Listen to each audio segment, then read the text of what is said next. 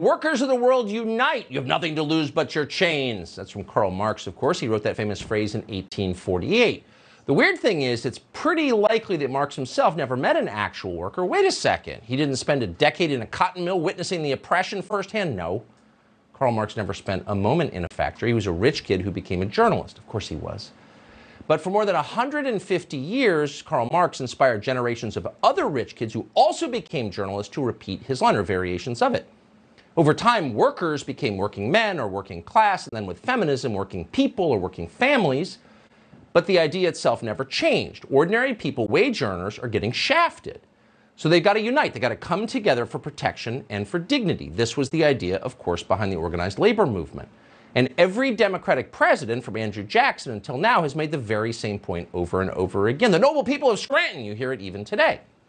So Democrats have repeated that line often enough, you would think they really mean it. Do they really mean it? Let's take the test. Here's how you know. Watch what happens when actual workers, working people from working families who constitute the working class, actually come together as a group to protest how things are going. What happens then? Does the intellectual class greet these workers as heroes? Throw a parade? Listen intently to their stories? Does NPR do a sympathetic feature on them? Or do self-described progressives recoil in revulsion and horror at the grubbiness of the people who, as we used to say, work for a living? Do liberals immediately denounce them as Nazis and call for their suppression by force? That's the question. What's the answer? Well, ask Trump voters what happens. They'll know. Or consider what's happening right now in Canada. Thousands of truck drivers have descended on Ottawa, the capital city, to protest the tyranny of Justin Trudeau's government. Justin Trudeau does not like truck drivers. He thinks they're revolting. Justin Trudeau likes private equity barons and tech moguls and other people who give him money. Trudeau is not in Ottawa right now. In fact, he and his family fled when the truck drivers arrived, and they've been in hiding ever since. So when the revolution he has been calling for finally arrived, Justin Trudeau wasn't there to see it. He ran away in terror. Kind of sad. So instead, in his place, his friend Mark Carney has been speaking for him. Carney is a former Goldman Sachs executive who many believe will replace Justin Trudeau if Trudeau ever decides to give up power. In a recent op-ed, Mark Carney vented his rage at the impudent truckers in Ottawa and anyone who sent them money on the internet. Quote, "Anyone sending money to the convoy should be in no doubt," Carney wrote. "You are funding sedition. Foreign funders of an insurrection interfered in our domestic affairs from the start." Got that? It's not a protest. It's sedition. It's an insurrection. Clearly, Mark Carney's been watching a lot of CNN up there in Canada.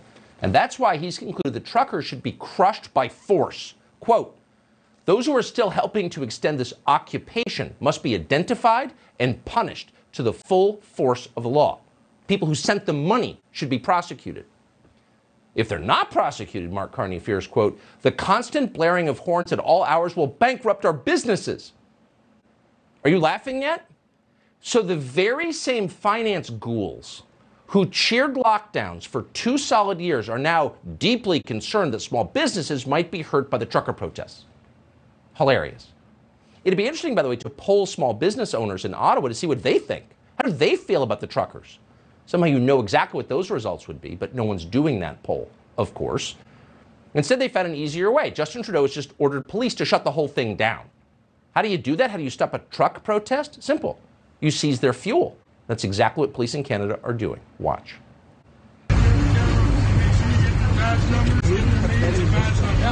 So, in fact, yes, they are taking fuel right away from people as they attempt to fuel their vehicles. Okay, so we are, through much practice, connoisseurs of irony. So let's pause a moment to savor the irony here. The very same people who told us we had to defund the police are now telling the police to seize fuel from working class Canadians who are trying to stay alive in Arctic temperatures. As they used to say in the 1960s, scratch a liberal and you will find a fascist. That was a Black Panther slogan, actually. They weren't entirely stupid. In fact, in this case, they were absolutely right. According to Justin Trudeau, possessing gasoline in the city of Ottawa is now a crime. Now, to be clear, Ottawa didn't declare the state of emergency because the truckers lit a courthouse on fire, or shot someone, or leveled a church. BLM did all of those things, but Justin Trudeau strongly supports BLM. He reaffirmed his support the other day. Here's the problem, and we're going to let the mayor of Ottawa, or Ottawa, as it's correctly pronounced in Ojibwa, Explain why peaceful truck drivers pose an imminent danger to Canada. It's disturbing when you see the protests turning into what looks like some kind of a fun carnival where they've got bouncy castles and hot tubs and saunas, a complete insult to the people who are putting up with this nonsense for the last 7 days, and it shows a great deal of insensitivity. They've got bouncy castles for kids, growls the childless mayor of Ottawa. Let's hurt them. Yes, ladies and gentlemen, it's a dark scene in Truckistan tonight. The kids are on the bouncy castles. Of course, at the same time, their parents are flaunting the authority of the people in charge, and that is the crime. Watch this protester, a white supremacist, explain his motives for protest.